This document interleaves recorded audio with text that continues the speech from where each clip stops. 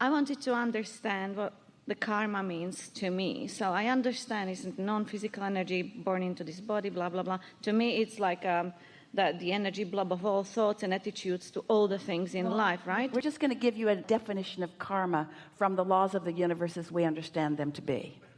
There is this vibrational basis from which you attract. Let's just call it karma. If you need to use the word, that's what it is. Are you attracting from past lifetimes? No, because you don't have a vibrational frequency about your past lifetimes. But you might have beliefs that you've picked up along this physical trail about that, and so that could be affecting your vibration. So it's not like that the same consciousness that I have now, and I die with the attitudes that I finish this life. It is some of that, but this is the distinction that you're looking for. We're explaining to you that your inner being is pure positive energy. No resistance in that vibration. And when you have what you call your death experience, you will reemerge into that pure positive energy, and you'll leave all doubt and fear and everything that you call negative emotion. You'll leave it behind, because it's only here in this physical world that it's even active in your vibration. So when you reemerge into non-physical, you're pure positive energy, and when you return, it's pure positive energy. Karma implies that you took some of that stuff with you and you're still working it out, and you've decided that you're going to be born again and work it out. What I thought that, when I die and I merge back to the pure positive energy, and I reborn into another body, into another life. Is it the same energy with the same attitudes that I died with that will be? Is it going to be me again? That is sort of born again?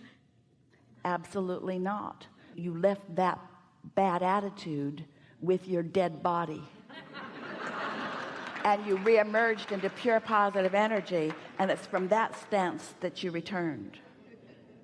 Thank you. That's what I wanted to hear.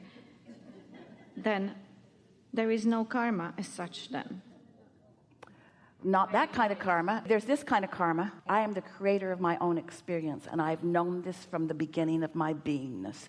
And I eagerly stand sometimes in a non-physical stance where I intend to come into the physical experience to explore and become more. There's that, if you want to call it intentionality. You can't get it done, and you can't get it wrong.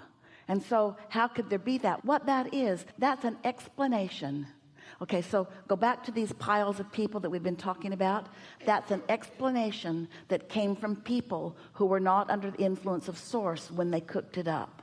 It's the same way that a lot of you feel. It's easy to understand when you want more than anything for life to go well for you, and it isn't going well. So you stand in that state of confusion. Why isn't life going better for me? And then you make stuff up to explain it. Well, I must be bad, or I must have been born under the wrong star, or I must have been really bad in a past life, or it's my mother's fault. You make up so many things, and the reason in any point in time that things aren't going well for you is because you're focused in opposition to what you want. You've got active in your vibrational frequency that the law of attraction is responding to, active vibration about what you don't want, so you're attracting what you don't want instead of what you do want. That's all that it is, you see.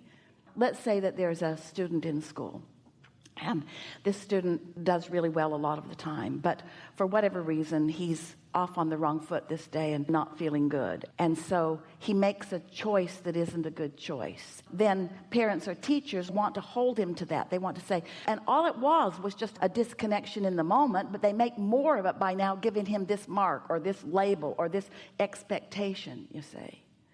And these negative expectations, this is what we want you to hear about however it is you're approaching karma. Negative expectations are never carried on by non-physical or by your inner being. They are always the negative byproduct of man's disconnected thought. And so is the devil, and so is evil, and so is all of that stuff that you push against.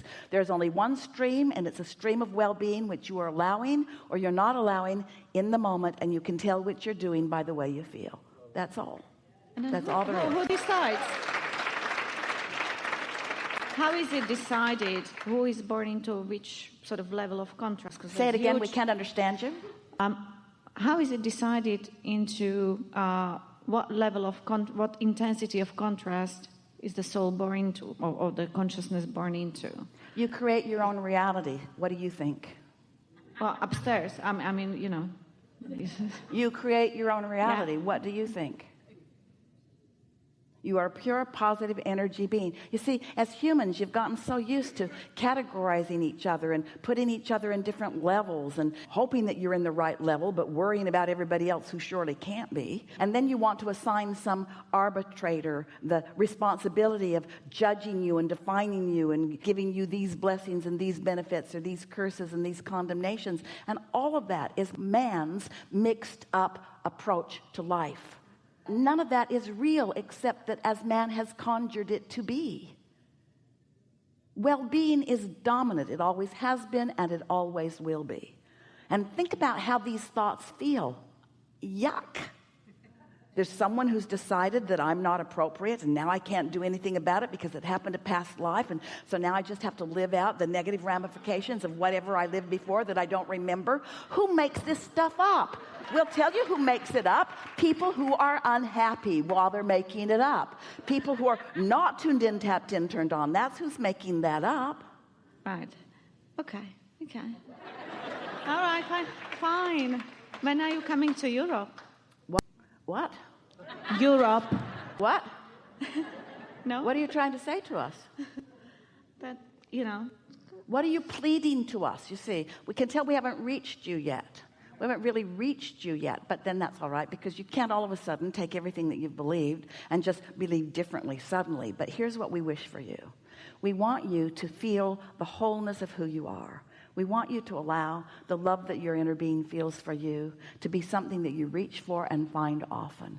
Because after a little while, as you begin deliberately calibrating yourself to the vibration of source, and the well-being is raining down around you like it always is, but you're letting more of it in, what begins to happen is you begin to feel so blessed that you know for sure by your own positive point of attraction and letting it in, that that stuff that you've been hearing about all those other things cannot possibly be true.